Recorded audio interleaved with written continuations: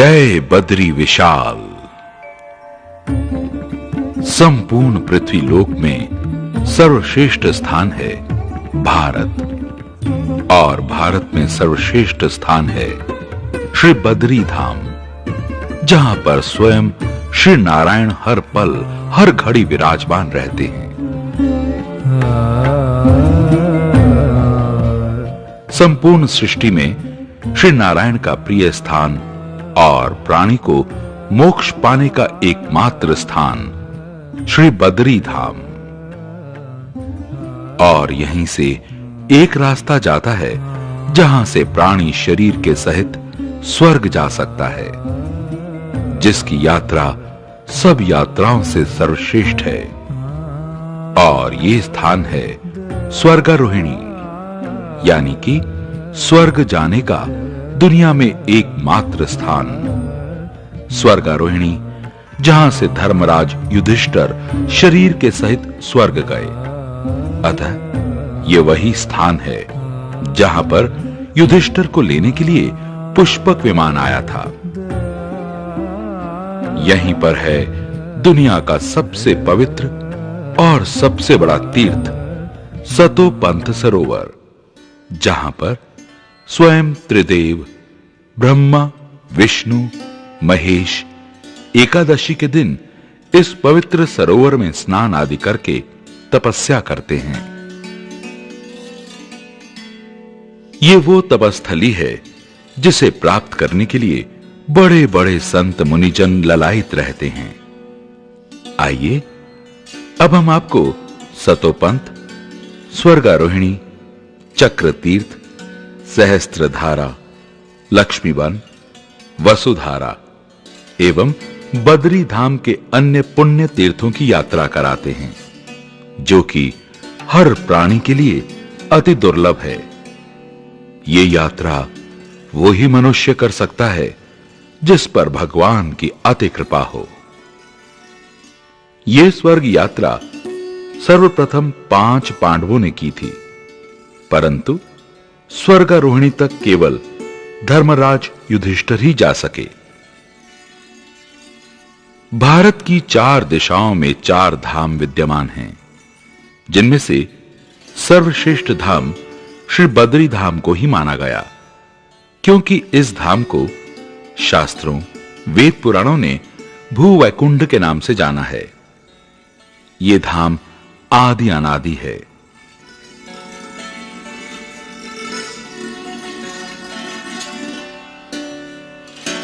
और जब श्री नारायण आत्मचिंतन के लिए यहां पर आए, तो उनकी योग माया पर्वतों के रूप में चारों ओर उतर आई।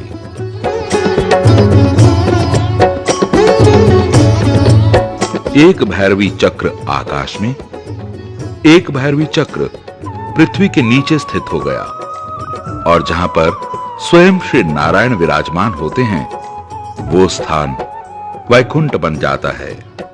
अतः जहां बद्री नारायण रहते हैं, उस भूमि को वैकुंठ कहते हैं। जय बद्री नारायण नमो नमः, श्री लक्ष्मी नारायण नमो नमः।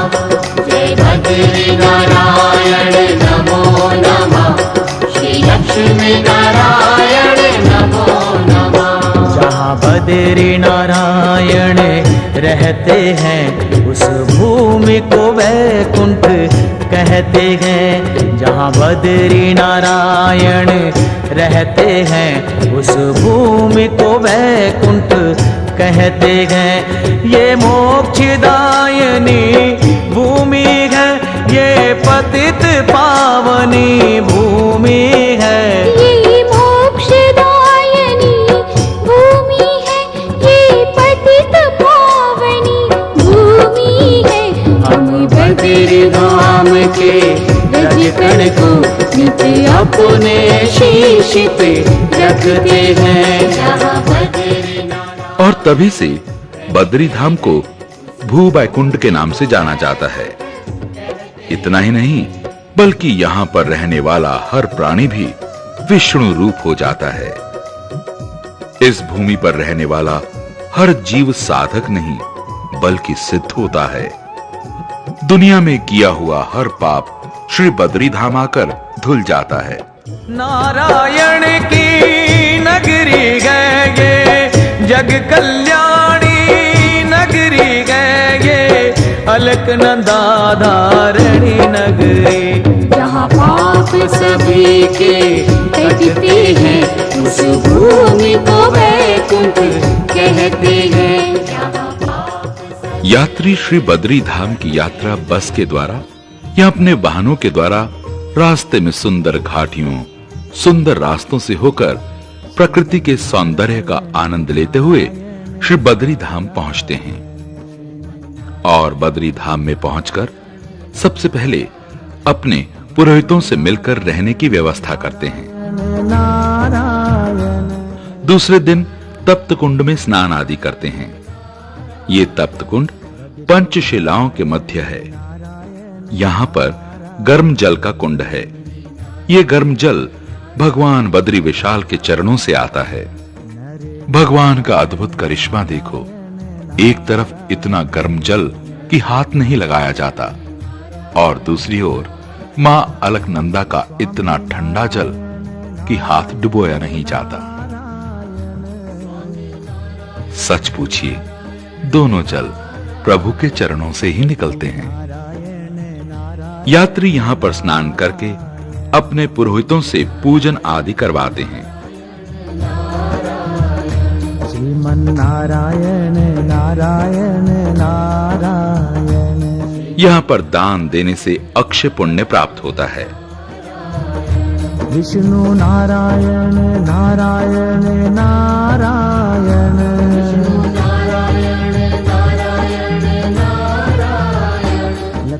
यात्रीगण दान दक्षिणा से निवृत्त होकर मां अलकनंदा के दर्शन के लिए जाते हैं।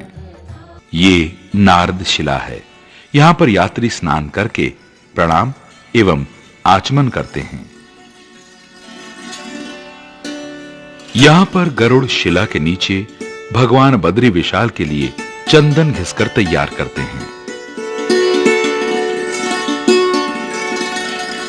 तप्त कुंड के ऊपर गरुड़ शिला के पास भगवान आदि केदारेश्वर का मंदिर है। सुगंधिं पुष्टिवर्धनम्।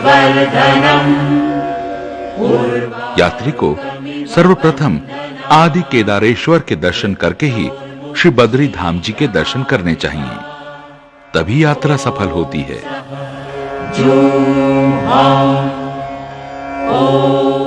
भगवान आदि केदारेश्वर के दर्शनों के बाद यात्री प्रसाद की दुकान पर पहुंचते हैं और अपनी श्रद्धा के अनुसार प्रसाद की थाली माला लेकर जाते हैं। यहाँ पर तुलसी की माला या फिर हिमालय के फूलों की माला चढ़ती है। इस माला की विशेषता यह है कि ये कभी मुरझाती नहीं और हमेशा ताजी दिखाई देती है।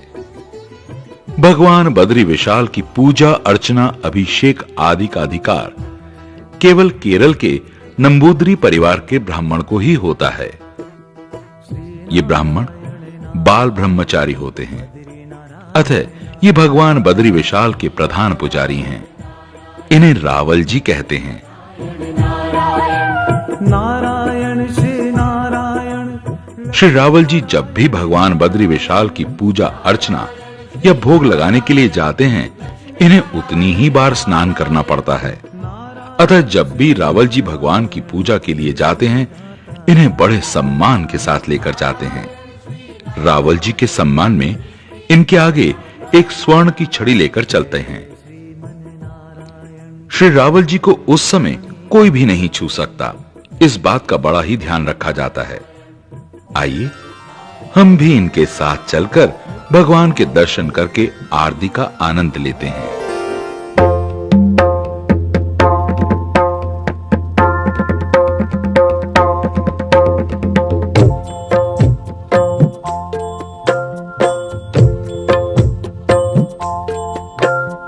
पवन मंद सुगंध शीतल हेम मंदिर शोभितम् निकट गंगा बहत निर्मल बद्रीनाथ विश्वम्भरम्।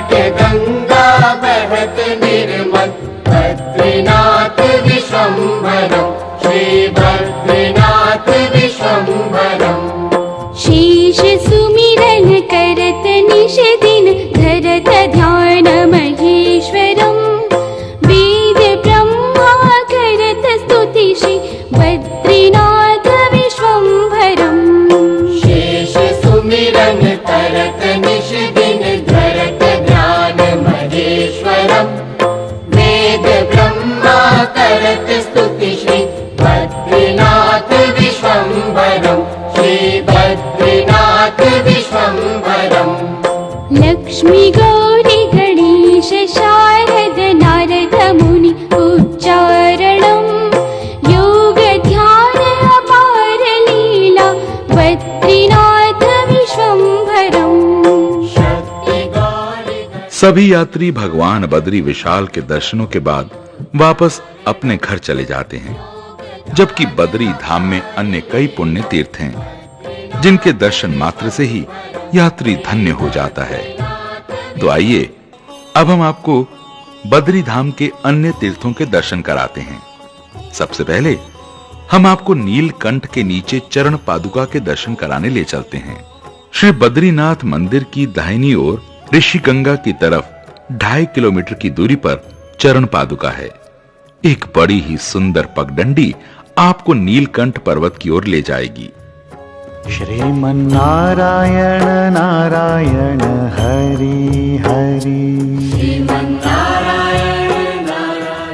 थोड़ी सी चढ़ाई चढ़ने के बाद आपको संतों की गुफाएं मिलनी शुरू हो जाएंगी। ये संत कभी वस्त्र नहीं पहनते, सिर्फ एक छोटा सा टाट कमर पर लपेटे रहते हैं और भगवान के नाम का रसपान करते रहते हैं। चढ़ाई चढ़ने के बाद आपको इतना सुंदर, मनमोहक एवं शुद्ध वातावरण मिलेगा जिसे देखकर आप आनंदित हो जाएंगे।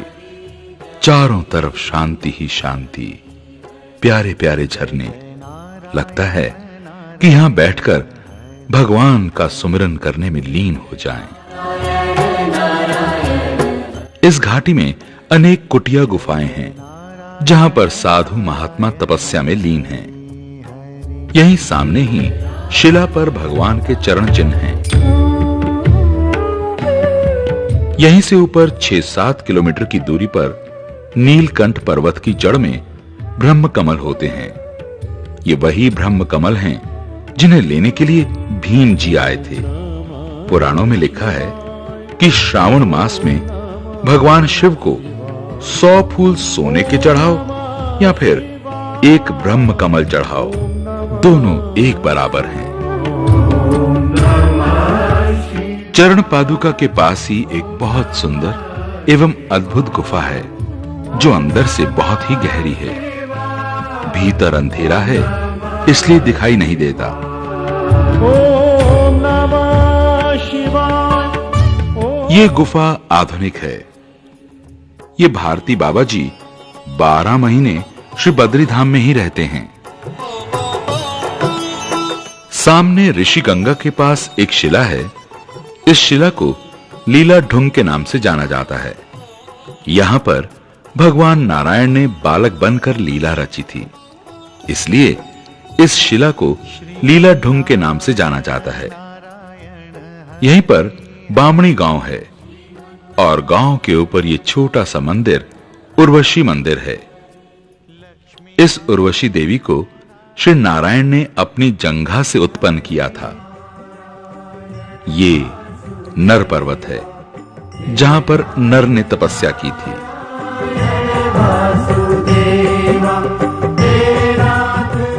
ये नारायण पर्वत है, यहां पर नारायण ने तपस्या की थी, अतः मंदिर भी नारायण पर्वत पर स्थित है।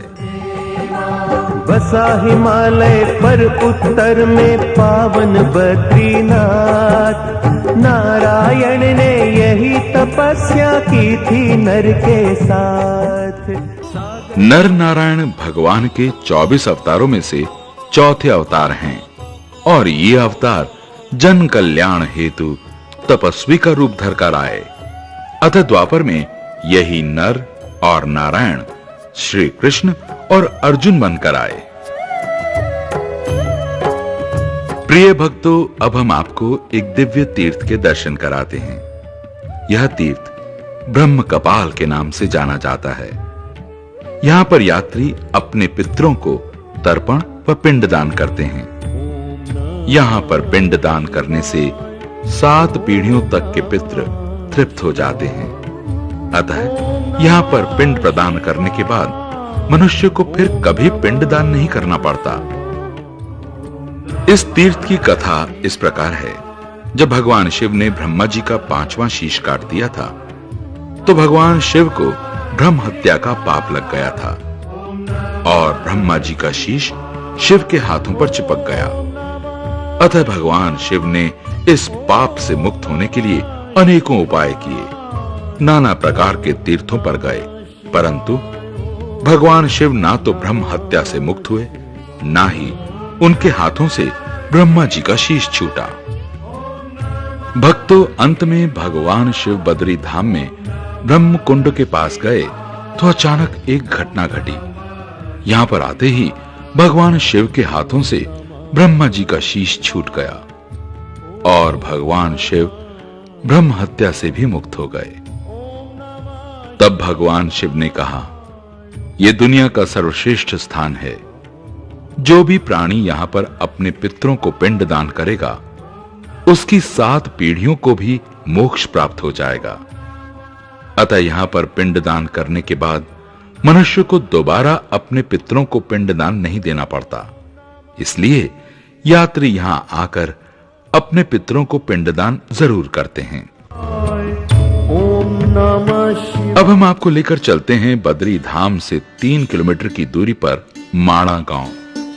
शास्त्रों में इस गांव को मणिभद्रपुरम के नाम से जाना जाता है। प्राचीन काल में यहां गांधर्व रहा करते थे। इस गांव के लोग बड़े ही कर्मठकारी होते हैं। यहाँ के लोग घर घर में बड़े ही सुंदर कालीन और पूजा आसन बनाते हैं, जिन्हें यात्रीगण खरीदकर घर ले जाते हैं। यहाँ के लोगों का रहन सहन, पहनावा, रीति रिवाज एकदम भिन्न है। इनका कुल देवता घंटाकर्ण है, जो भगवान बद्री विशाल के क्षेत्रपाल हैं।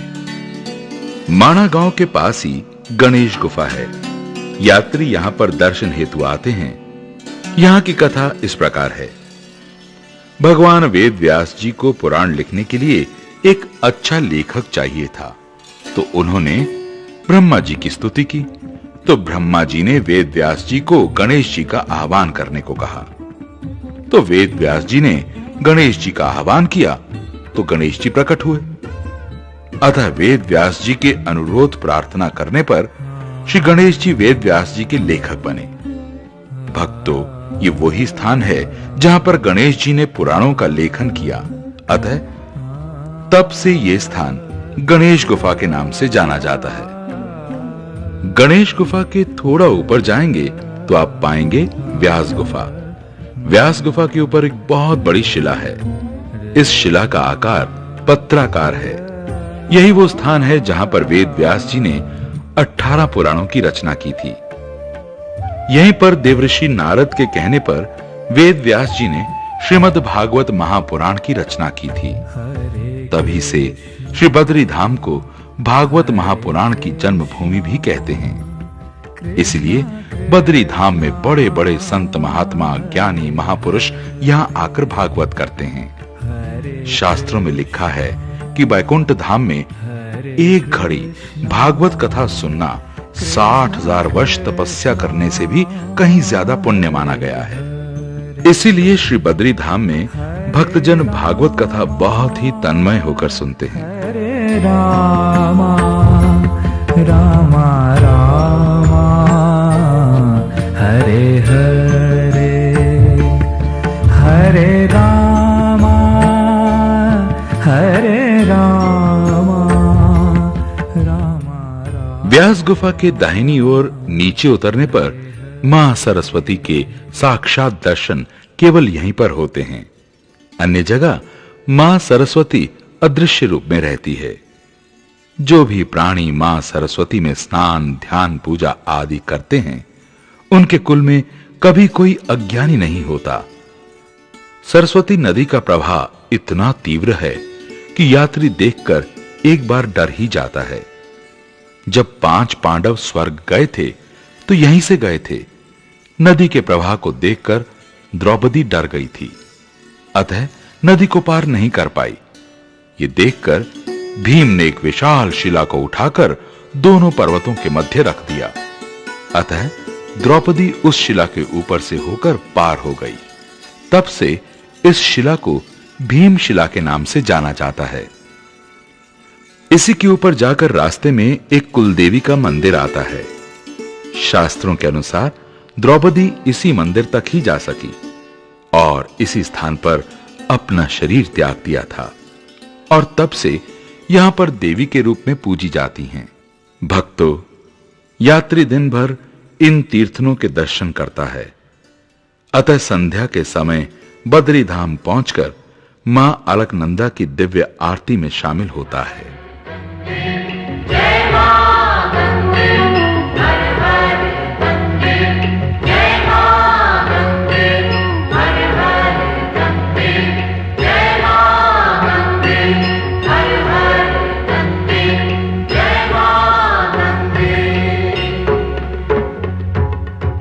मां अलकनंदा की आरती के बाद यात्री मंदिर की संध्याकालीन पूजा व शयन आरती में शामिल होकर अपनी यात्रा सफल करता है। श्री बद्री धाम के दिव्य तीर्थों के दर्शनों के बाद हम आपको स्वर्गारोहिणी की यात्रा पर लेकर चलते हैं, जो यात्रा अति दुर्लभ यात्रा है। श्री बद्री धाम में करोड़ों यात्री आते हैं, परंतु सतोपंथ स्वर्गारोहिणी की यात्रा चंद प्राणी ही कर सकते हैं, या फिर जिस पर भगवान की अति कृपा होती है वही प्राणी स्वर्गारोहिणी की यात्रा कर सकता है। इस यात्रा के बारे में आइए सुनते हैं विद्वान जन क्या कहते हैं। सतोपंथ सत्यपथ। सत्यपथ अर्थात जहां सत्य ही सत्य है, और जीवन का सत्य क्या है? जीवन का सत्य सत्य व्रतम सत्य परम त्रिसत्यम, भगवान सत्यनारायण को, भगवान नारायण को प्राप्त करना ही जीवन का अंतिम सत्य है। वो स्वर्गारोहिणी वो पर्वत स्वर्ग की सीढ़ी के रूप में दिखाई पड़ता है। सीढ़ी के माध्यम से यात्रियों को एक दिशा प्राप्त होगी, और संभव है कि इसी को आधार मान करके प्रत्येक वर्ष यात्री शतोपंथ की यात्रा के लिए अग्रसर होंगे, और उन्हें इस सीढ़ी के माध्यम से तत्त स्थलों का ज्ञान भी प्राप्त होगा। टी सीरीज द्वारा हमारे गुरुदिया जी के द्वारा एक सतोपंथ की यात्रा का शुभारंभ किया हुआ है। बहुत अच्छी प्रयास है। ये बहुत ही कठिन रास्ता है, तो आम भक्त लोग वहाँ जा नहीं पाएंगे। जिनका भावना है वो टी सीरीज के इस कैसेट के द्वारा देख सकते हैं। ये यात्रा महापुरुषों के आशीर्वाद को लेकर और यहाँ के प्रमुख अधिकारियों से आज्ञा लेकर ही की जा सकती है। यात्री मंदिर में भगवान बद्री विशाल का दर्शन करके भगवान बद्री विशाल का आशीर्वाद ग्रहण करते हैं। जय तेरा धाम, गाऊं भजन में सुबह शाम। जय बद्री जय तेरा धाम, गाऊं भजन में सुबह शाम। आज मिला है तेरी कृपा से मुझको सबका प्यार, मुझको सबका प्यार। जय जय बद्री धाम। और श्री नारायण का ध्वज लेकर बद्री विशाल की जय जयकार करते हुए बाजे नगाड़ों के साथ ये यात्रा शुरू होती है। आज मिला है तेरी कृपा से मुझको सबका प्यार। बद्रीनाथ तेरी महिमा जग में अपरंपार, आज मिला है तेरी कृपा से हमको तेरा प्यार। जय जय बद्री। देखने वालों को बहुत अच्छा लगता है। सब लोग स्वर्गारोहिणी जा रहे हैं। सब में एक आत्मविश्वास होता है।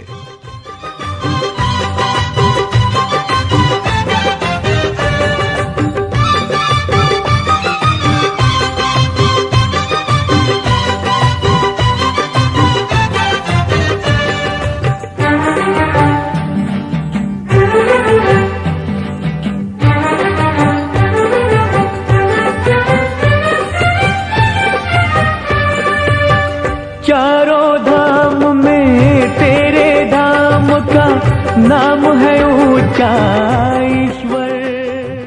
ये यात्रा या तो जून में या फिर 20 अगस्त के आसपास होती है, क्योंकि यही समय उचित है यात्रा के लिए।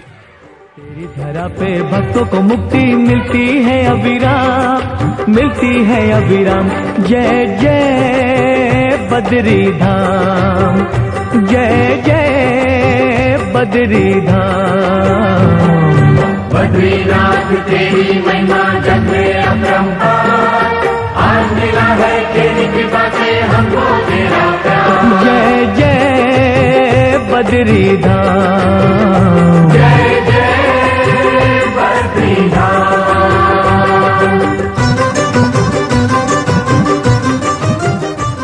श्री बद्री धाम से सतोपंथ 25-26 किलोमीटर की दूरी पर है।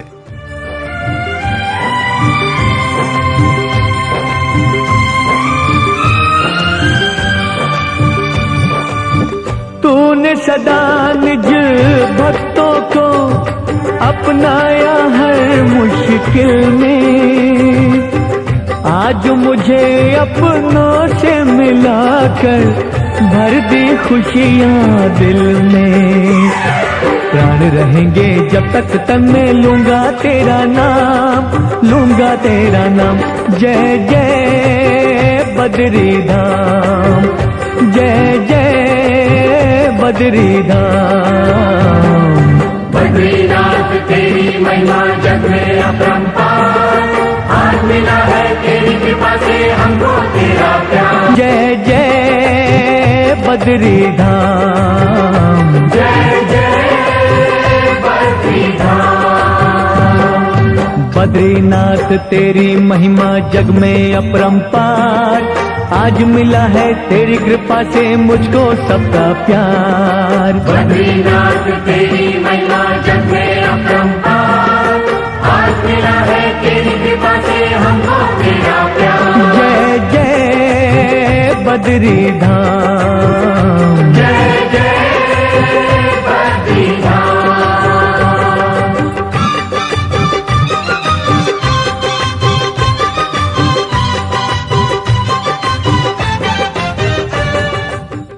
ये पैदल मार्ग माणा गांव की ओर जाता है।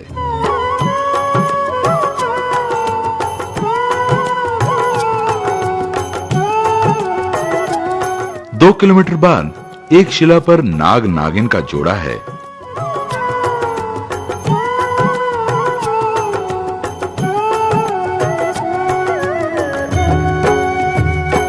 बोलो नारायण नारायण हरि। और यहीं से प्राकृतिक नजारे शुरू हो जाते हैं। भजो नारायण नारायण हरि हरि। ये भृगु गुफा है। यहाँ पर भृगु ऋषि ने तपस्या की थी। नारायण हरि हरि।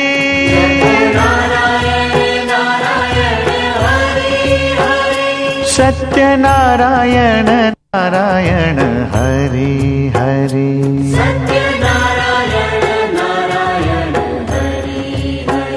श्रीमन्नारायण नारायण हरि हरि।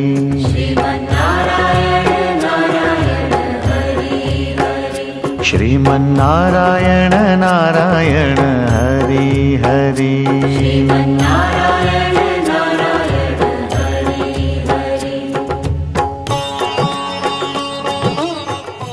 चारों ओर सुंदरता ही सुंदरता। कहीं बर्फीली चट्टानें, कहीं पथरीले पहाड़। सब कुछ बड़ा मनमोहक लगता है, दिलकश लगता है। भक्तों के प्यारे हरि हरि।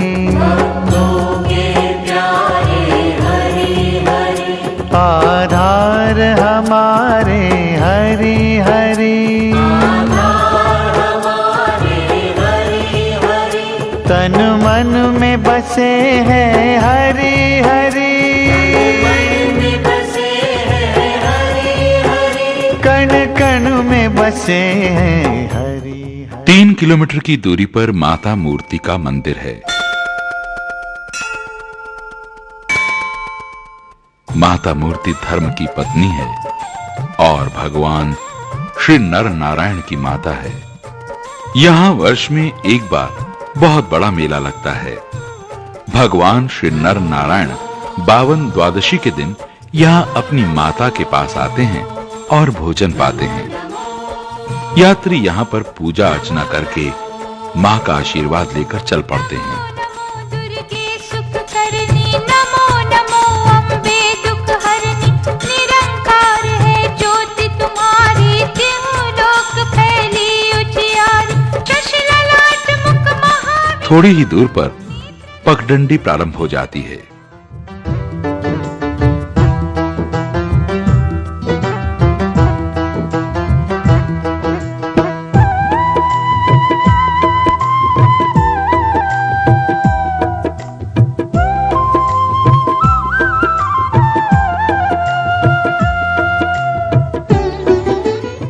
एक तरफ पहाड़ और दूसरी तरफ मां अलकनंदा का संगीत।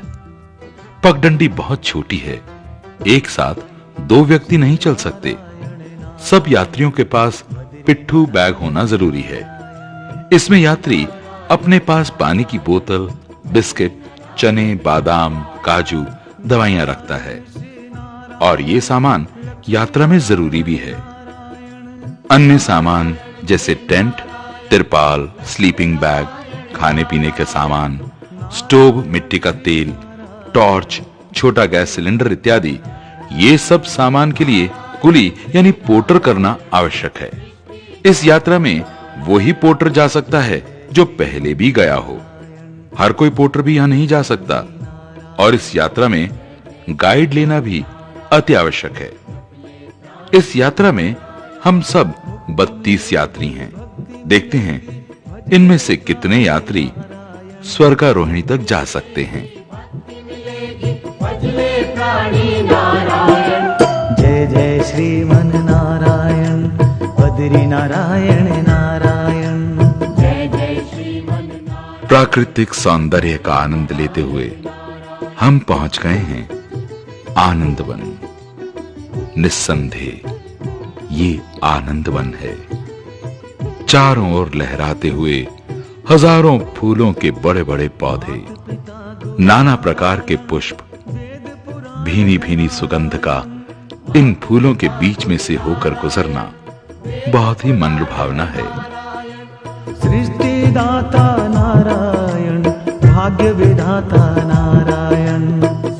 यात्री का हृदय बाग बाग हो जाता है, दिल आनंद से झूम उठता है।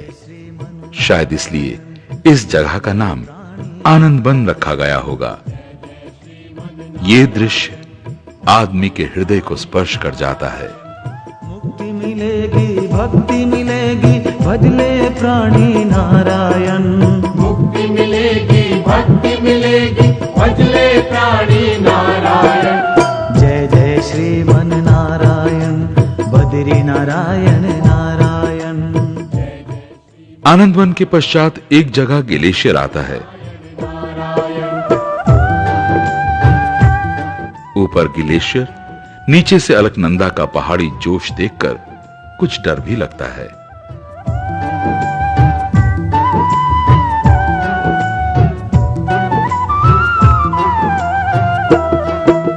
कृष्ण रूप में नारायण राम रूप है। यहाँ पर रास्ता कुछ मुश्किल है। नारायण राम एक दूसरे को पकड़कर ही पार करना पड़ता है। रूप में नारायण चारों धाम है नारायण। नरसिंह रूप में नारायण चारों धाम है नारायण। जय जय श्रीमन नारायण। इन चट्टानों को पार करके इसी ग्लेशियर के ऊपर चढ़ना पड़ता है। कभी कभी यहां से चलना खतरनाक हो जाता है क्योंकि ग्लेशियर फटने का डर होता है, परंतु यात्री जय बद्री विशाल करते करते भगवान को याद करते हुए चलते रहते हैं। कण कण में है नारायण। थोड़ी चढ़ाई पार करने के बाद एक मैदान सा आ जाता है। यहाँ पर कुछ विश्राम किया जाए, अतः यात्री यहां पर कुछ नाश्ता पानी करते हैं। सामने अलकनंदा के पार 6 फुटी पगडंडी है जो वसुधारा तक जाती है। ऊपर पहाड़ की चोटियों से मोतियों को बिखेरती हुई धारा का जल मोतियों के समान दिखाई देता है। नारायण पालनहारी नारायण। हवा के झोंकों के साथ जब वसुधारा की पावन धारा बहती है तो ऐसा लगता है कि बूंद बूंद में हर हर का शब्द सुनाई दे रहा है। यह वसुधारा साधारण नहीं है। स्कंद पुराण में इस झरने की विशेषता लिखी हुई है कि जो प्राणी पाखंडी एवं पापी हो उस पर इस धारा का जल नहीं गिरता। कथा में कहा गया है कि देवर्षि नारद जी ने अष्टवसुओं के सामने श्री बद्री धाम की इतनी प्रशंसा की कि अष्टवसु यहां आकर तपस्या करने लगे और 30,000 वर्ष तपस्या करने के बाद उन्हें श्री नारायण के दर्शन हुए। अतः श्री नारायण ने अष्टवसुओं की भक्ति से प्रसन्न होकर उन्हें भक्ति का वरदान दिया। तभी से ये परम पावन तीर्थ तीनों लोकों में विख्यात हुआ।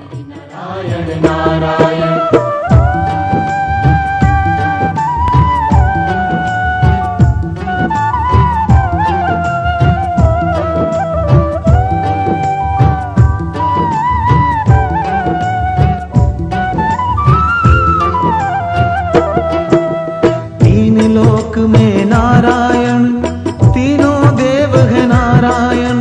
तीन लोक में नारायण, तीनों देव है नारायण। वसुधारा से 3 किलोमीटर की दूरी पर लक्ष्मी वन है। नमो देव्यै महादेव्यै शिवायै सततं नमः।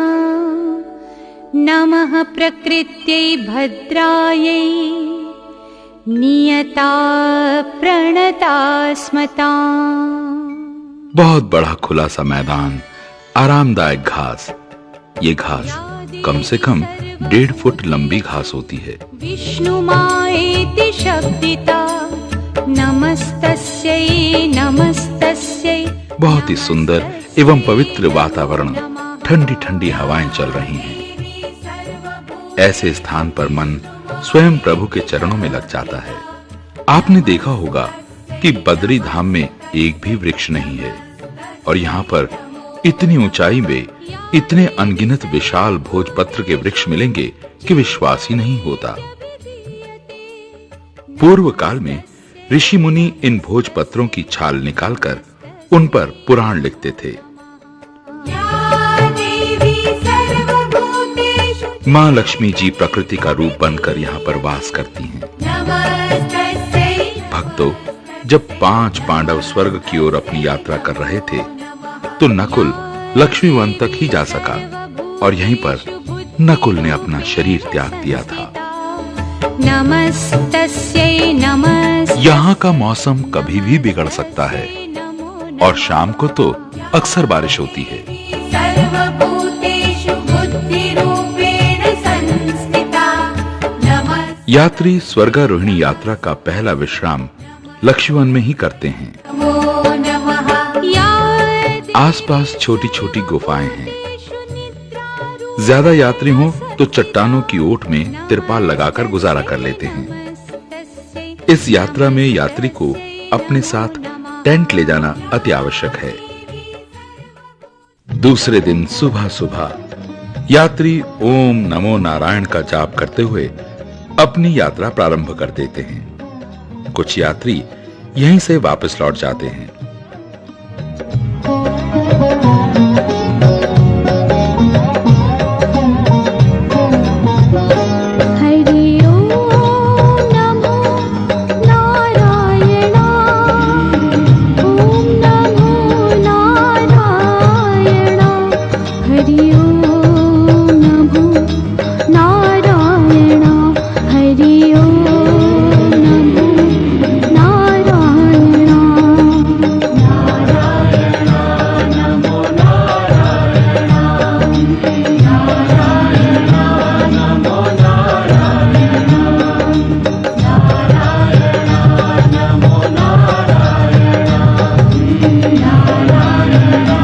पत्थरों के ऊपर कभी झरनों को पार करते, नमो नारायण का जाप करते हुए ये अमूल्य यात्रा का सौभाग्य प्राप्त करते हैं।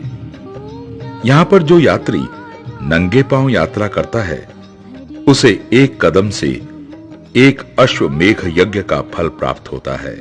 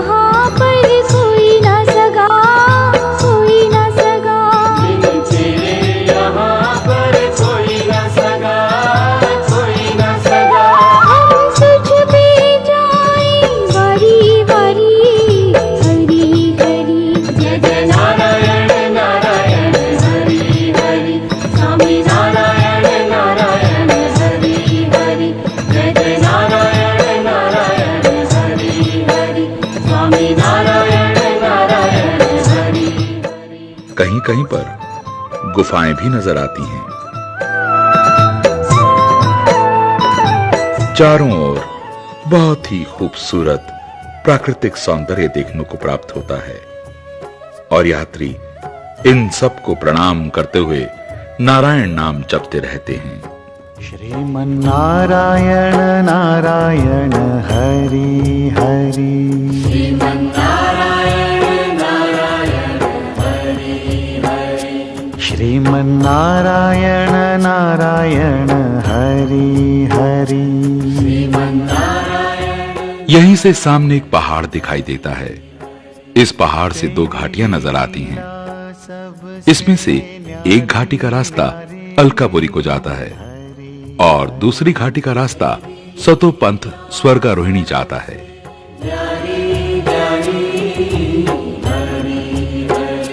जय जय नारायण नारायण। और अलकापुरी से ही मां अलकनंदा का उद्गम स्थल है।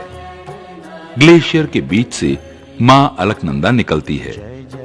वास्तव में मां अलकनंदा स्वर्गारोहिणी के पास विष्णु कुंड से निकलकर अलकापुरी में दिखाई देती है, इसलिए इसको विष्णुपदी गंगा कहते हैं।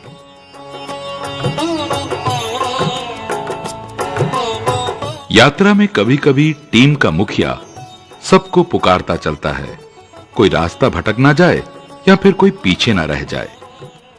सामने ही पहाड़ की एक दीवार सी दिखाई देती है।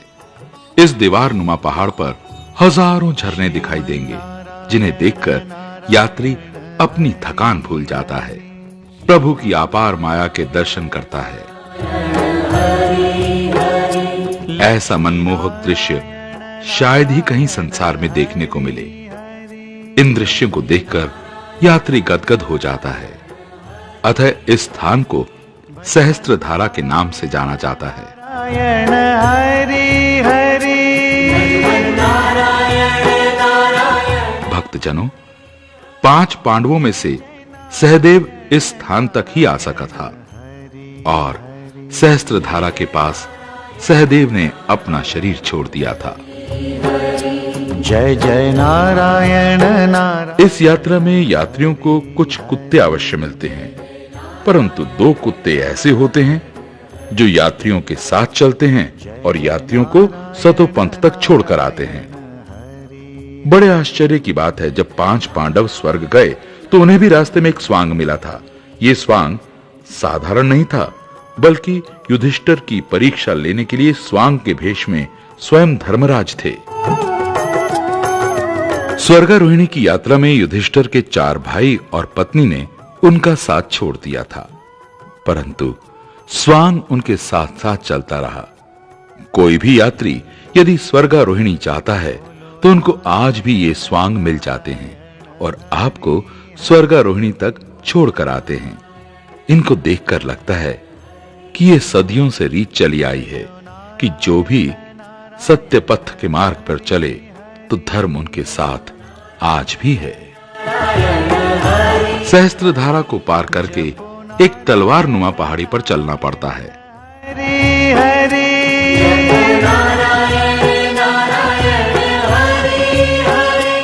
इस समय हम बादलों के बीच में पहुंच गए हैं। पहाड़ की दोनों ओर खाई है। बिल्कुल पहाड़ की नोक पर चलना कठिन है। इस समय हम नीलकंठ पर्वत के पीछे हैं। यह नीलकंठ पर्वत का पीछे का भाग है, यानी ठीक श्री केदारनाथ के पीछे का भाग। यानी हम श्री केदारनाथ के ठीक पीछे चल रहे हैं। आगे नीचे उतरकर मैदानी जगह आती है। रास्ते में नारायण भक्त को कुछ संत मिलते हैं जो स्वर्गारोहिणी से लौटकर आ रहे हैं। उन्हें प्रणाम करते हुए आगे आता है एक मैदान।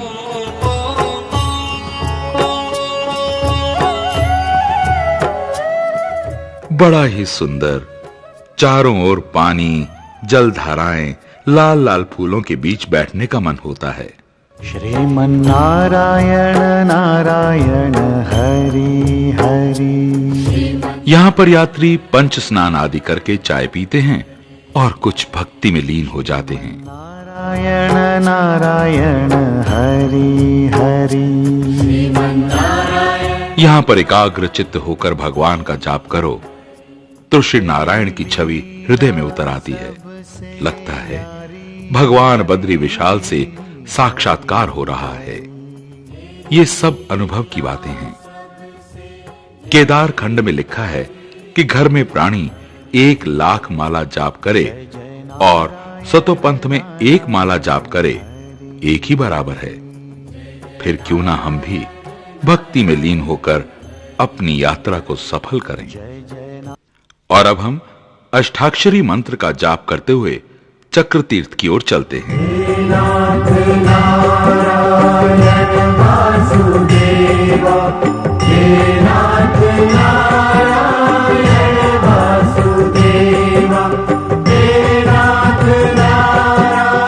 सहस्त्रधारा से 3 किलोमीटर चलने के बाद आता है चक्र तीर्थ।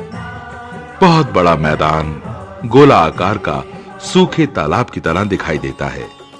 इतनी ऊंचाई पर हिमालय में इतना बड़ा मैदान देखकर अचंभा होता है।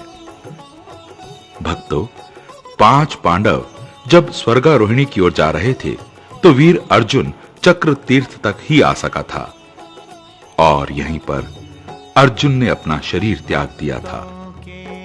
इससे आगे भीम, युधिष्ठिर और स्वांग के रूप में धर्मराज गए थे। चक्र तीर्थ में कुछ गुफाएं हैं, अतः यात्री अपनी यात्रा का दूसरा रात्रि विश्राम इन्हीं गुफाओं में करता है। कुछ यात्री आगे भी चले जाते हैं। यात्री रात का भोजन इत्यादि करके नारायण भक्त के साथ भजनों का आनंद लेते हैं। कण कण में बसे हैं हरि हरि। श्रीमन्नारायण नारायण हरि हरि। श्रीमन्नारायण। और दूसरे दिन आगे की यात्रा शुरू करते हैं। चारों ओर बर्फीली चोटियां हैं।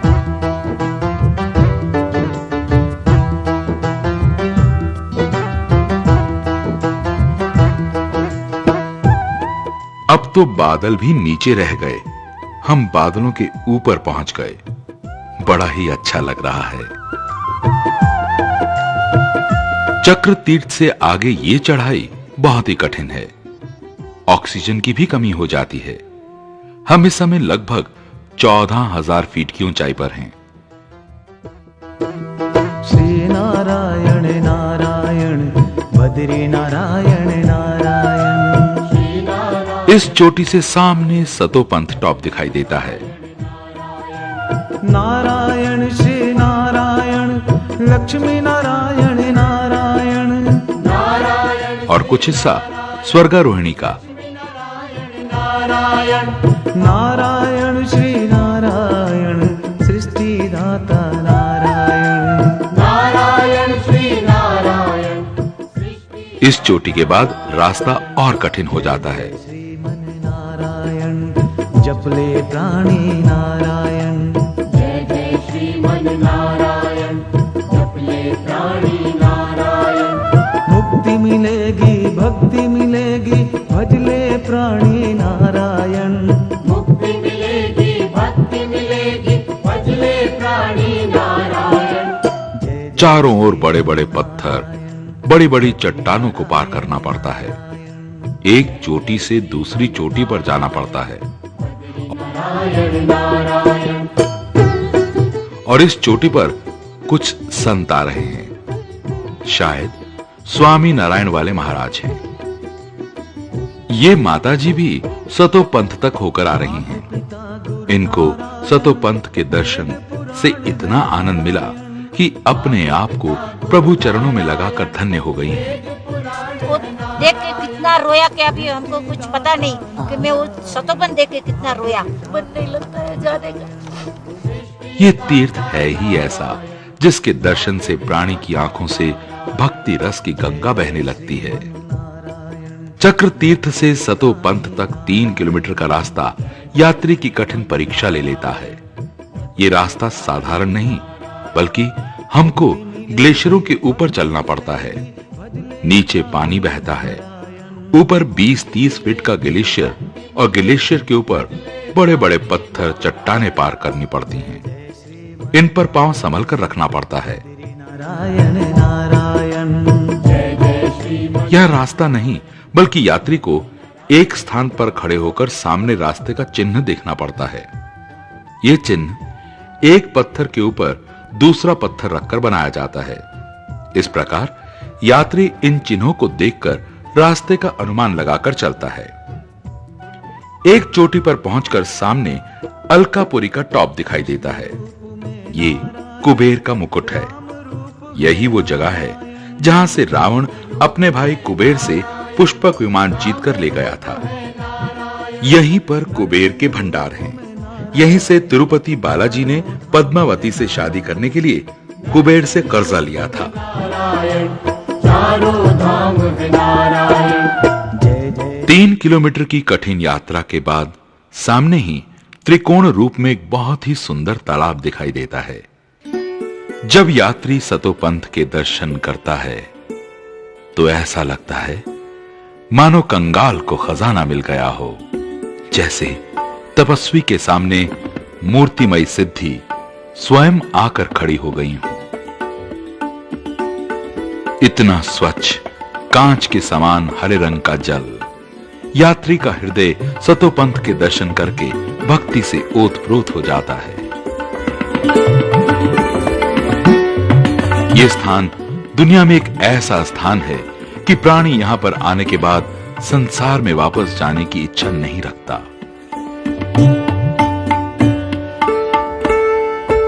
इस सरोवर का जल इतना पवित्र है कि यदि इसमें कोई गलती से तिनका भी डाल दे तो ये पक्षी इस तिनके को अपनी चोंच से उठाकर बाहर फेंक देते हैं।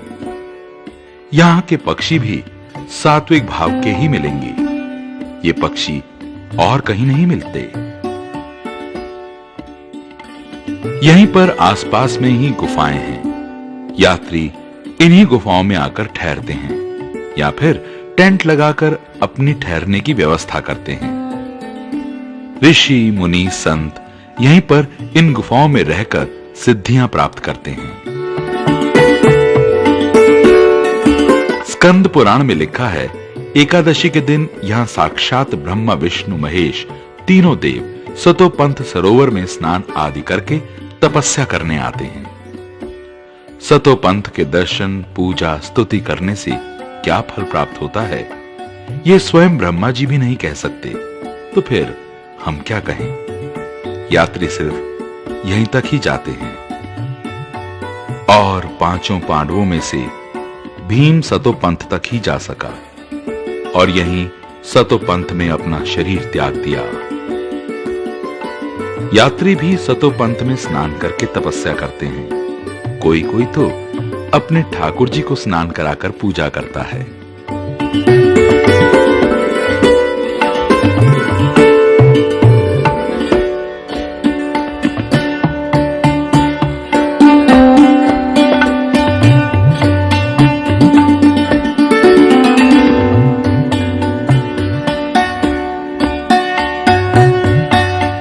दूसरे दिन कुछ यात्री जो स्वर्गारोहिणी जाना चाहते हैं वो स्वर्गारोहिणी की ओर चल पड़ते हैं।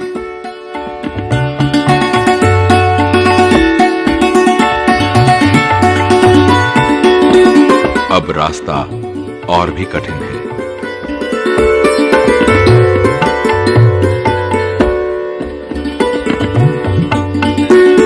स्वर्गारोहिणी हम मोनी महाराज के साथ जा रहे हैं। ये मोनी महाराज यहीं सतोपंथ में 12 महीने रहकर साधना करते हैं। ये किसी से बात नहीं करते, बस मौन रहते हैं। किसी से कुछ लेने देना भी पसंद नहीं करते। यहां पर रहने वाले संत कभी कच्चे आलू खाकर या फिर पानी में आटा घोलकर पी लेते हैं। ये जड़ी बूटी का भी इस्तेमाल करते हैं जिससे भूख नहीं लगती। बस ये लोग प्रभु चरणों में लीन रहते हैं। ये भी एक नशा है ऊंचे हिमालय में, जहां भगवान के सिवा कोई नहीं रहता।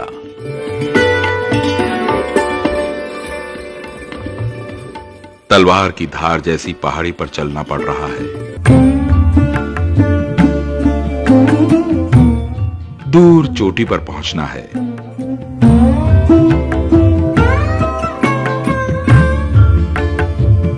आगे फिर ग्लेशियर के ऊपर से जाना है। दूर से कहीं विस्फोट की आवाजें आ रही हैं। शायद ये ऊपर ग्लेशियर टूट रहे हैं।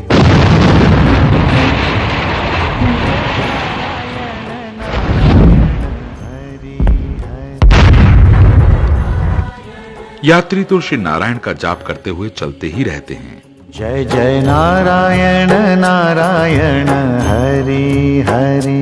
जय जय नारायण नारायण हरि। दूर चोटी के बाद पहले चंद्रकुंड आता है।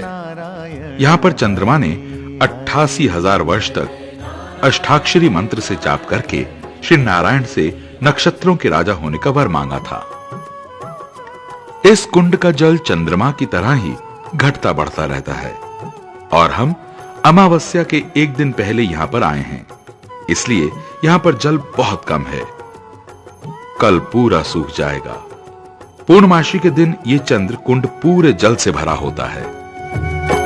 बोलो नारायण नारायण हरि हरि। बोलो नारायण नारायण हरि हरि। भजो नारायण नारायण हरि हरि। चंद्र कुंड के बाद सूर्य कुंड आता है। जपो नारायण नारायण हरि हरि। यहाँ पर यात्री पूजा अर्चना करते हैं। जो भी प्राणी यहाँ पर पूजा करते हैं और सूर्य नारायण का जाप करते हैं, वो प्राणी सूर्य के समान तेजस्वी हो जाता है। श्रीमन नारायण नारायण हरि हरि। श्रीमन नारायण नारायण हरि हरि। श्रीमन। सूर्य कुंड के बाद पहाड़ की नोक पर चलना पड़ता है। दोनों तरफ खाई है। यहाँ पर संभल कर चलना पड़ता है। जरा सा पांव फिसला नहीं कि राम नाम सत्य का प्रमाण मिल जाएगा। इसी धार के बाद यात्री पहुंचते हैं स्वर्गारोहिणी के नीचे ग्लेशियर तक।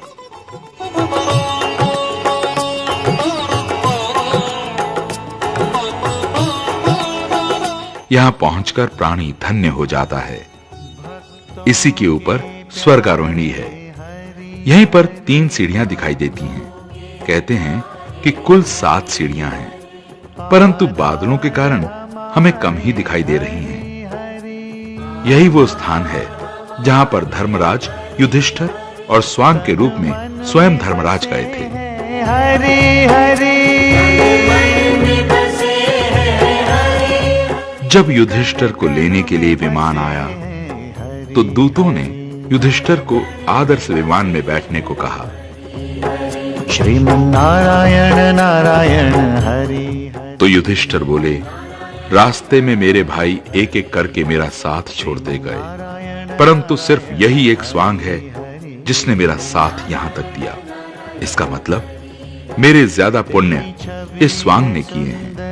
इसलिए यदि ये स्वांग स्वर्ग जाएगा तो मैं भी जाऊंगा, अन्यथा मैं नहीं जाऊंगा। ये सुनकर धर्मराज ने स्वांग का रूप छोड़कर युधिष्ठिर को दर्शन दिए और कहा, वाकई में तुम धर्मराज हो। भक्तजनों, यही वो स्थान है जहां से प्राणी शरीर सहित स्वर्ग जा सकता है।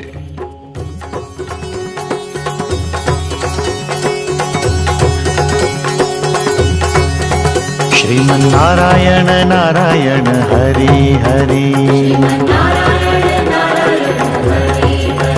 श्रीमन्नारायण नारायण हरि हरि,